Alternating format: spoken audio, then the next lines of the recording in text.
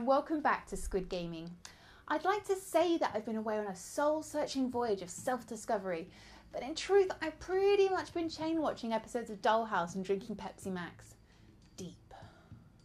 Anyway, it's good to be back, and I've got a big game to look at this week. Dragon's Dogma may have flown under the radar a bit for some people, myself included, but make no mistake, there's a lot riding on Capcom's new fantasy opus. It doesn't take long with Dragon's Dogma to realise that it's had a lot of money spent on it. This is a huge game, and a hell of a lot of effort has been put into making it stand out from the pack.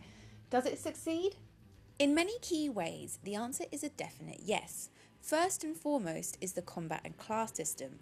The class you choose determines what equipment your character can use. If you decide to be a fighter, you'll be restricted to swords and shields, whereas a strider will have to make do with a bow and dagger. You are allowed to change classes, but it pays to stick with one, as the thankfully simple leveling process sees you unlock skills for a class the more you use it. Skills are the heart of the combat system, giving you a range of special moves to call upon in battle. It's really intuitive and tactile, and despite the disappointing lack of a Hadouken, it feels distinctly Capcom. As an archer, you might acquire a skill that lets you fire several arrows at once, or a fighter might learn to counter blows with his shield. Using these moves uses up stamina, which will quickly recharge when you stop, meaning that you'll use your skills tactically but never feel like they're being rationed. The emphasis is on having fun and learning which skills work best in different scenarios. And you won't be fighting alone. Capcom's headline feature for this game are its pawns, the computer-controlled teammates you'll come to rely on as you play. It makes sense to pick those with different classes to your own to gain access to their skills. For example, if you're a fighter or strider, it makes sense to recruit a mage for their healing spells. If a pawn dies, they leave your party, so it's important to look out for their well-being to avoid difficult situations where you're stuck on your own without help. You also create one pawn yourself from scratch, who'll accompany you throughout. This pawn will level up as you play, and you're also in control of their class, skills and equipment. Your pawn will also appear in the Rift, an online marketplace where you can browse and recruit other player-created pawns to your party. If your pawn gets recruited by another player, every time they collect an item in that person's game, they'll bring it back to you.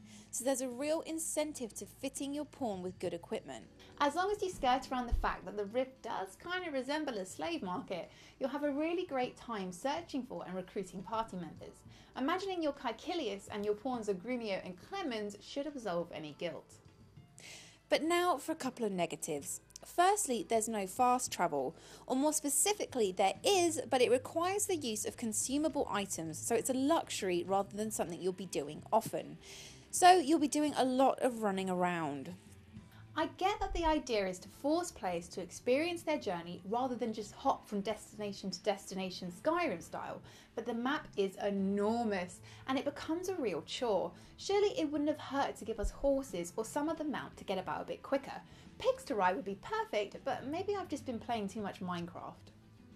Also, at least on the PS3, the pretty majestic visuals do cause the game's frame rate to drop regularly.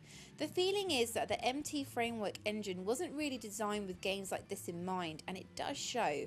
Never to appalling levels, borrowing a few seconds each time you finish a quest, but it's a constant issue. Personally, I got used to it and it rarely bothers me anymore, but if you're someone who demands silky smooth performance from their games, I highly recommend trying before buying. Finally, there's the story. This one probably isn't Capcom's fault, but an overdose of generic fantasy fodder in recent times has made it very difficult to care about whatever it is that Dragon's Dogma is about. It hasn't made any difference to my considerable enjoyment of the game, but Game of Thrones it is not. Dragon's Dogma is an ambitious game, both in terms of its majestic scope and in Capcom's bravery, releasing it into a fantasy role-player market that's already well served.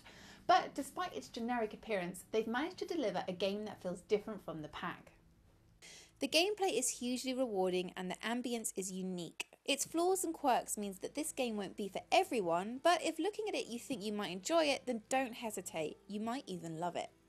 Thanks for watching. Don't forget to like, comment and subscribe. I will see you next time. Take care, play lots and have fun.